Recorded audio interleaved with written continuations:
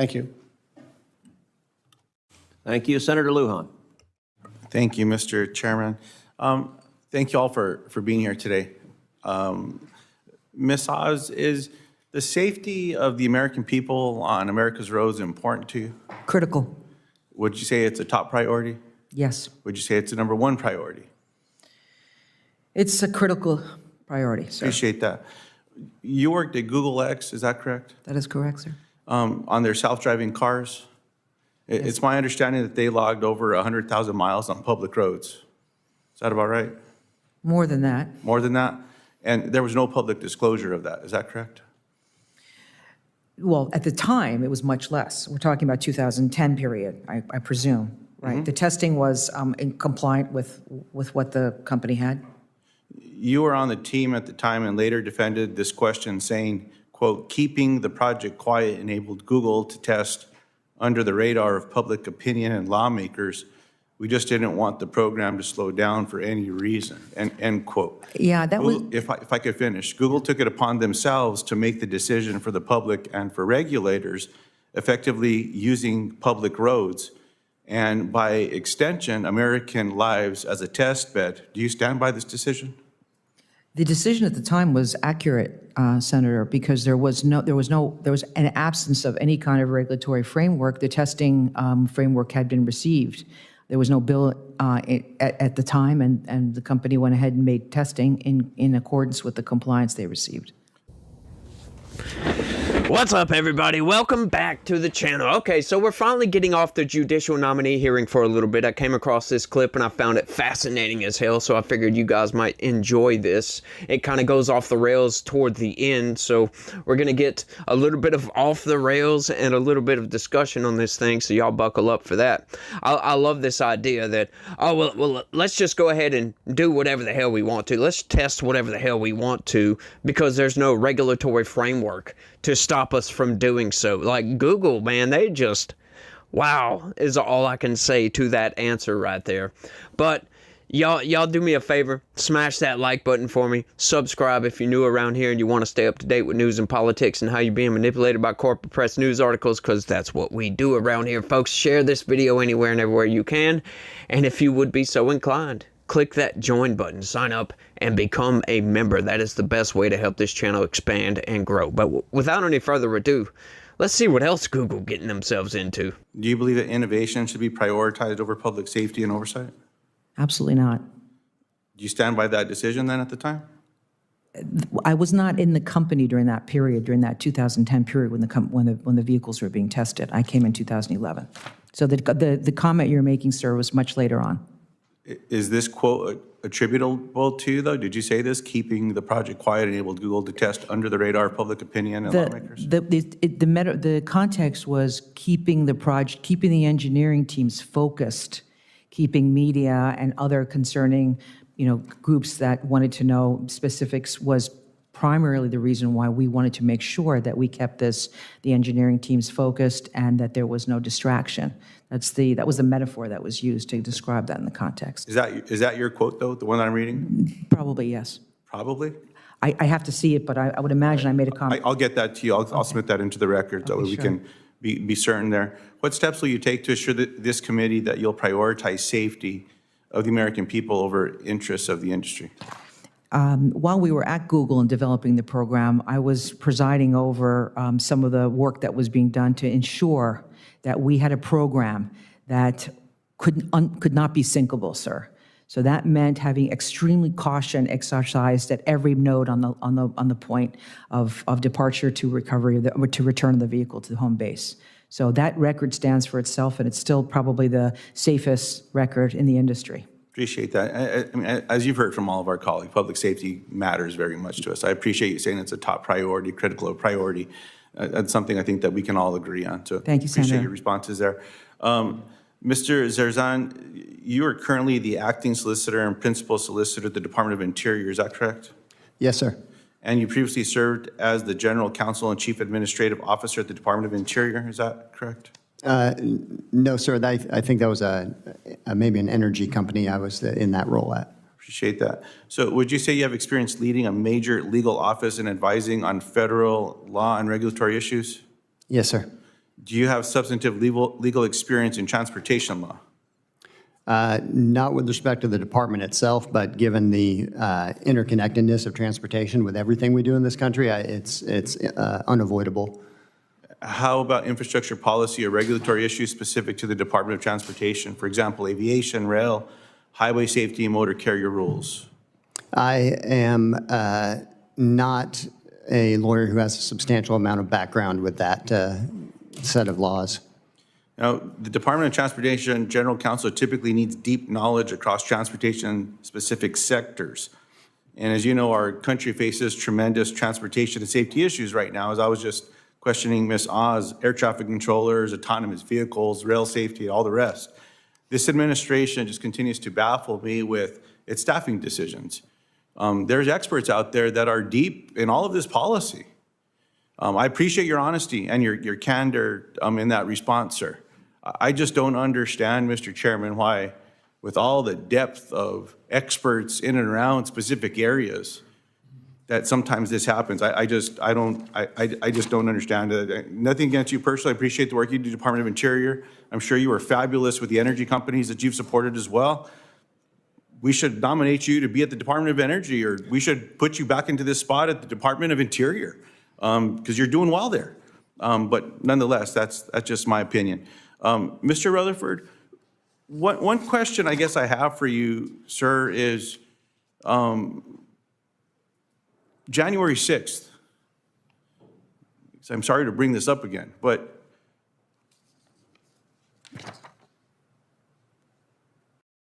you posted that, you said that January 6th, that it was a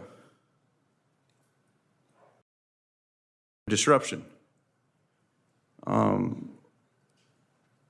You said that your father, a former congressman, was one of the few to continue to vote against certifying the votes after the January 6th disruption. Would you call January 6th an insurrection? Mr. Senator, I'll tell you, I'm the son of a policeman.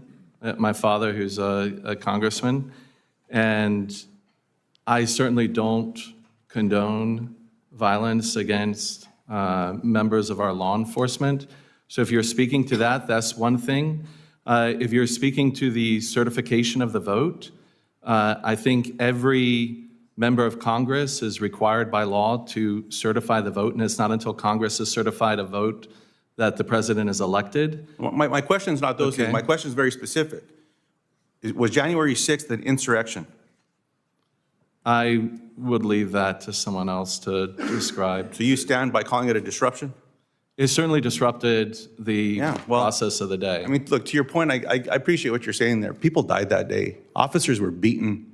Some of them are no longer with us. Words matter, y'all, and we're going to be leaders in these positions. Senator? There's just, if I could finish, sir, because my time's up as well, and I appreciate the indulgence here. Mr. Chairman, I just hope just down the road with some of these things, we just remember that. You know, it all matters. I appreciate the service of your father as well, and the work that was done in those spaces. And you're all going to be confirmed. But just words matter as we just get through all this stuff is all that I'm asking. Thank you for the indulgence, Mr. Chairman. I just love that, right? They are so fascinated with January 6th for some reason, but, you know, they completely ignore pretty much every single day from, well, let's call it May of 2020 all the way through September of 2020. Every single one of those days in between those months, you could call an insurrection. And Democrats just don't ever speak about that, right? Like, we all get out there and condemn what happened on January 6th, right? Like, some people don't, sure, but these people, they're fringe elements of the MAGA movement or whatever. Like, okay, it was bad. You don't get out there and go fight with cops. And we're still not sure it was true MAGA supporters that did this, because there was FBI informants in the crowd. Could have been Antifa in the crowd. We just don't know. I wouldn't put it past Antifa to go around causing chaos to make Trump look bad. And that's exactly what they did. And they turned every single element that they could around, flipped it on its head, and manipulated half of America into believing this was the worst day since Pearl Harbor or, you know, September 11th, for crying out loud. And it just wasn't. Some people fought with cops. Once again, it was a day that was very similar, mild even in some cases, to any one of those days I pointed out from May to September of 2020. But we get crickets about all of that. Federal courthouses being burnt to the ground, police stations being burnt to the ground, local businesses being burnt to the ground, people injured. You want to talk about people dying? One of the protesters on January 6th died. That was it. That's it. No cops died on that day. They might argue that some of the cops died due to their injuries, but that's not proven by science, by the way. It's kind of it's a bad thing, right? You don't go around beating up cops once again, but if you guys are that concerned about insurrections, how come you guys do not have any sort of May 29th committee? How come we don't ever talk about that? When pretty much the exact same thing that happened on January 6th at the Capitol happened at the White House on May 29th when they firebombed St. John's Church, burnt down a guard shack at the White House, and tried to storm the gates of the White House. We did not get any sort of May 29th committee for this. We did not get any sort of investigations into this. Oh, well, we'll just let the local metropolitan police handle that one. Donald Trump had to be ushered into a bunker. We don't hear anything about that. Oh, except for the corporate press coming out and mocking Donald Trump for having to go down into a bunker, calling him Bunker Boy because he was scared. Now, that was Secret Service, but I mean, wouldn't you, if you were faced with a bunch of violent, extreme leftists, Antifa members storming the fence at the White House, coming to get you after all the rhetoric of the left, calling him a fascist, calling him a Nazi? And speaking of that, my next video, the corporate press is really, really good at concealing calling Donald Trump a Nazi. It's blatant throughout that whole thing, so y'all make sure and stay tuned for that. But I just love this, right? Like, with January 6th, you got to play whataboutism. Yeah, you kind of have to, right? Because we can get out there and condemn what happened on January 6th, but Democrats refuse to condemn what the government did about January 6th. They refuse to condemn that. They refuse to condemn the FBI for going after innocent, peaceful protesters, arresting them, locking them up, destroying their lives. That is what happened.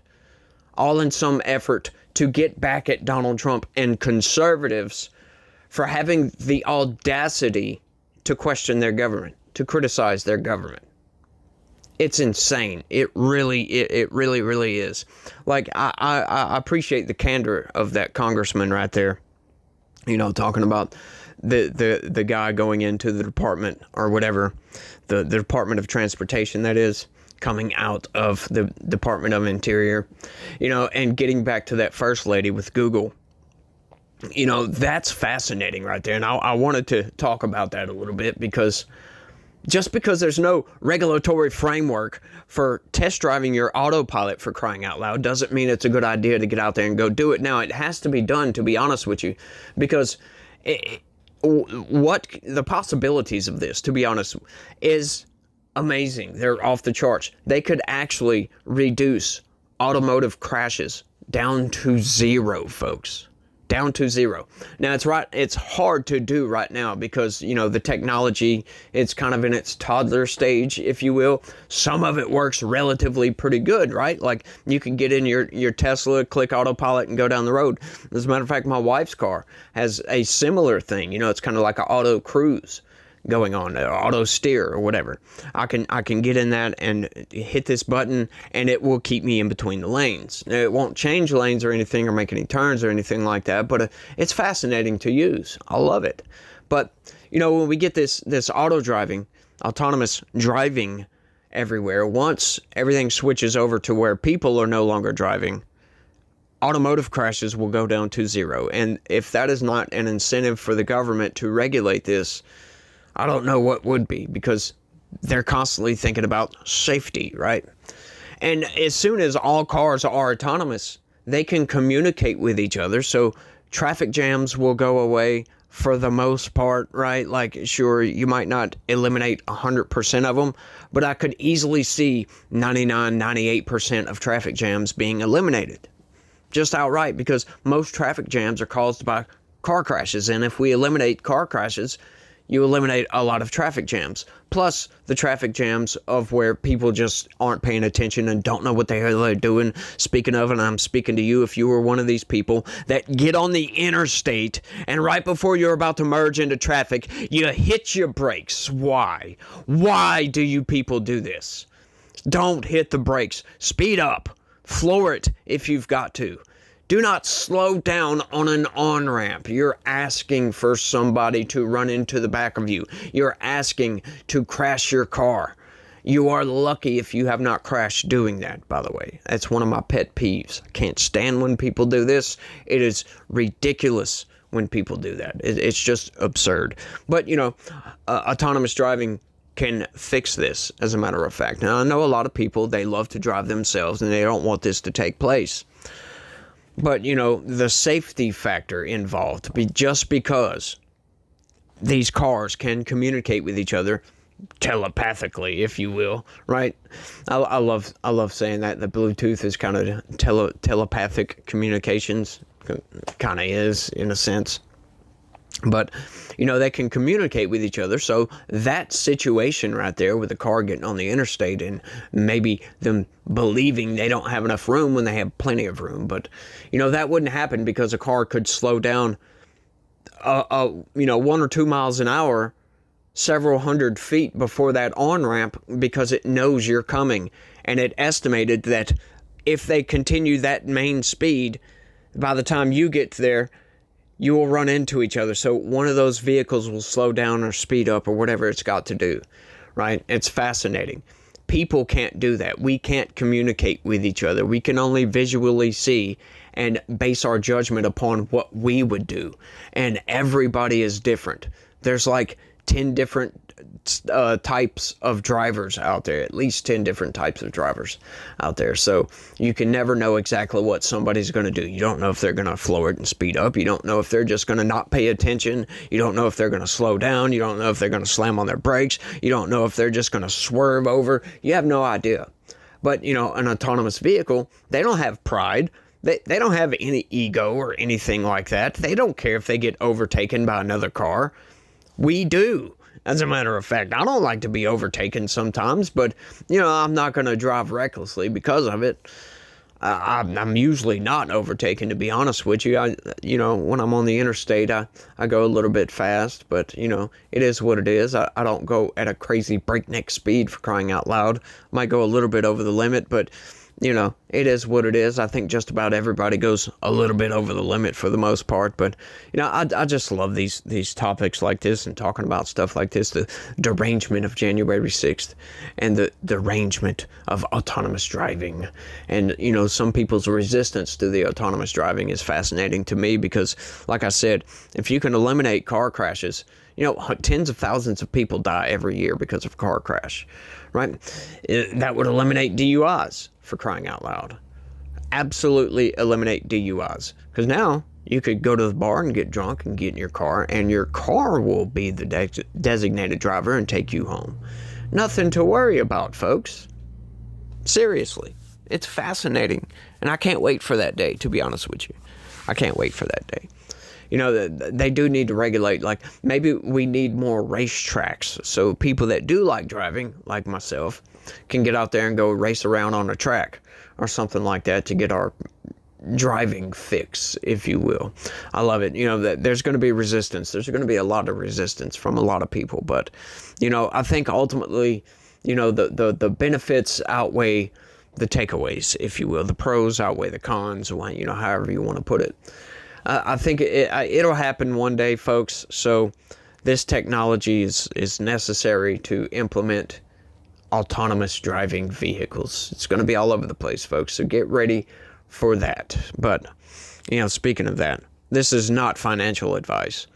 But, it'd probably be a good idea if you have some money you're thinking about throwing into the stock market to maybe look at Google or something like that. One of these AI autonomous driving companies. Maybe think about dumping some money into that. Like I said, it's not financial advice, so go talk to a financial expert, for crying out loud. But, you know, it is what it is. It seems like a good idea. Well, I'll put it that way. But, you know, I think that's all I got on this one. I want y'all to let me know what y'all think about all this down in the comment section. It blows my mind. You know, the derangement of some Democrats. And they just can't seem to get January 6th off of their freaking minds. It's fascinating. But y'all let me know what y'all think about all this down in the comment section. That's all I got. Y'all don't forget to smash that like button for me. Subscribe if you're new around here. Share this video anywhere and all over the place all at the same time. If you could, that'd be great. If you also would also be great to click that join button. Like I said, y'all sign up, become a member. Help this channel expand and grow and prosper so we can get the message out there about the manipulation of the media, of the mainstream narrative machine, y'all. Y'all do all that for me. And you guys out there, y'all remember that God is always with us and he loves each and every one of you. So y'all remember that, and y'all try to have a good day and stay legitical. Peace.